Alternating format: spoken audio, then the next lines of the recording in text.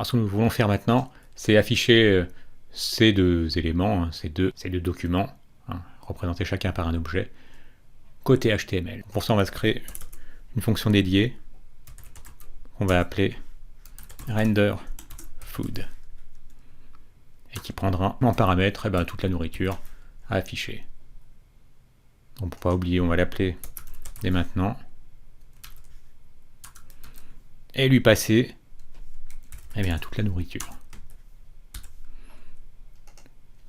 Donc ce qu'on va vouloir faire, ça va être de créer une order list qui va contenir autant de list items que d'objets. Comme il se trouve qu'on a deux objets, on aura donc deux list items, un pour la saucisse, les saucisses, un pour les salades.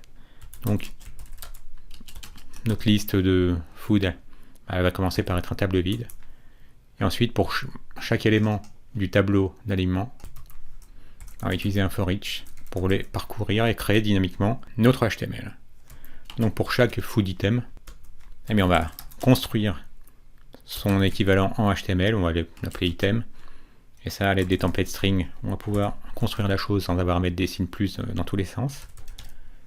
Donc on crée un list item, et à l'intérieur, on affichera le title de chaque aliment.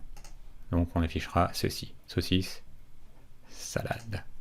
Et donc on ajoutera à notre tableau, à tout ce qui contenait déjà, donc avec du spread operator, on prend tout ce qu'il y avait déjà, et on ajoute à sa suite l'item Cura qui vient juste d'être créé. Donc au premier tour, les items étaient vides, donc on va rajouter ce list item qui contiendra le mot saucisse, et au deuxième tour, list item il contiendra donc cette chaîne de caractères, list item, slash list item et dedans saucisse, et ensuite on ajoutera à ça un autre list item qui contiendra salade.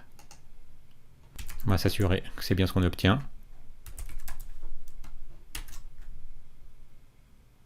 Et vous avez vu, on obtient bien un tableau qui va contenir deux morceaux d'HTML. Donc ce qu'on voudra faire maintenant, ce sera les entourer d'une unorder list ici, avant, et puis un unorder list fermant, juste après. Et évidemment, concaténer le contenu du tableau pour qu'on n'ait pas un tableau, pour que ce soit juste une chaîne de caractères unique qui comportera UL, item, slash UL. Donc ce contenu, on veut le mettre dans ce food div qu'on avait récupéré. Il y a une ou deux vidéos de ça. Donc on voudra changer son inner HTML à l'aide de la propriété du même nom. Et donc qu'est-ce qu'on voudra qu'elle contienne? On avait dit qu'on voulait qu'elle contienne un order list ouvrant, suivi du contenu de notre tableau que nous allons transformer en string à l'aide d'un join, et on va dire qu'on veut le joindre au niveau des espaces vides, suivi d'une order list fermante. Donc on ne se trompe pas de guillemets, là c'est les backticks, c'est les simples guillemets qui penchent vers la gauche, ça c'est à l'aide de Alt G7, et ensuite on fait un join, tout simplement pour, au lieu d'avoir simplement ce tableau là, je peux vous faire la démo, on va prendre ce tableau, et on fait un join sur une chaîne vide. Voilà, vous avez vu, ça va vous retourner ça exactement. Alors que si on avait une virgule, il ne faut pas se tromper, il ne faut pas mettre de virgule, sinon vous auriez une virgule de trop. Donc on pense bien faire un join sur un espace vide. Donc on va prendre le premier élément et le lier au second, mais sans espace. On sauvegarde. Ah. Ligne 30. Ah oui, on a oublié de fermer notre accolade. Voilà, ça c'est le contenu donc de $accolade ouvrante, le contenu accolade fermante.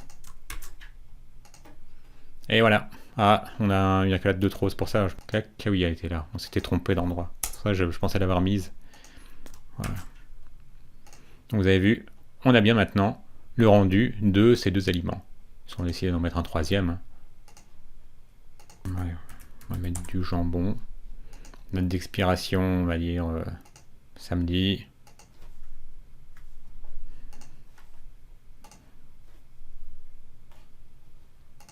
Si bien que maintenant, on voit bien qu'on récupère ces trois éléments là.